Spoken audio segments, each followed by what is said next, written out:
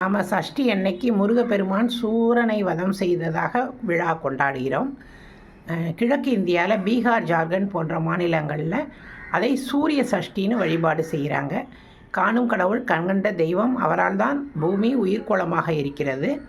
அதனால் அதுக்கு சாத் பூஜைன்னு 4 நாட்கள், சஷ்டியிலிருந்து 4 நாட்கள் அவர்கள் வழிபாடு செய்கிறார்கள்.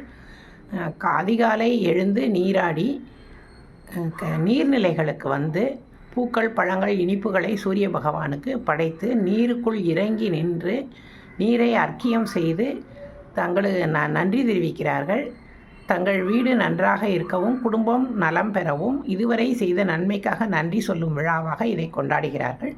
சூரிய உதயம் மட்டுமல்ல, சூரியன் மறைவையும் இவர்கள் வழிபாடு செய்கிறார்கள். சூரியன் மறைந்து சந்திரன் வரும் வரை இவர்கள் வழிபாடு செய்து பின்னர் தான் விரதத்தை முடிக்கிறார்கள். இப்படி 4 நாட்கள் இவர்கள் விரதம் மேற்கொள்கிறார்கள்.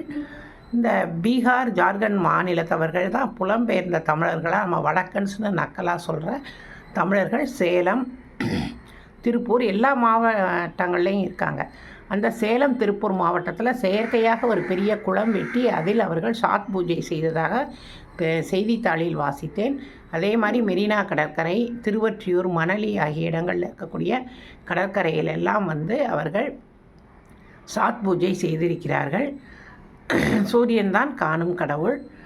1000 கரங்கள் நீட்டி அணைக்கின்ற தாயை போற்றி, அருள் பொங்கும் முகத்தை காட்டி இருள் நீக்கும் தந்தாய் போற்றி, தாயினும் பரிந்து சால சகலரை காப்பாய் போற்றி, தழைக்கின்ற உயிரிற்கெல்லாம் துணைக்கரம் தருவாய் போற்றி, தூயவர் இதயம் போல துலங்கிடும் ஒளியை போற்றி, தூரத்தே நெருப்பை வைத்து சாரத்தை தருவாய் போற்றி, ஞாயிறே ஞாலமே நாயகன் வடிவே போற்றி, நானிலம் உளனால் மட்டும் போற்றுவோம் போற்றி போற்றி. ஆதித்ய ஹிருதயம் தமிழில் கண்ணதாசன் மொழிபெயர்ப்பு, கர்ணன் படப்பாடல்.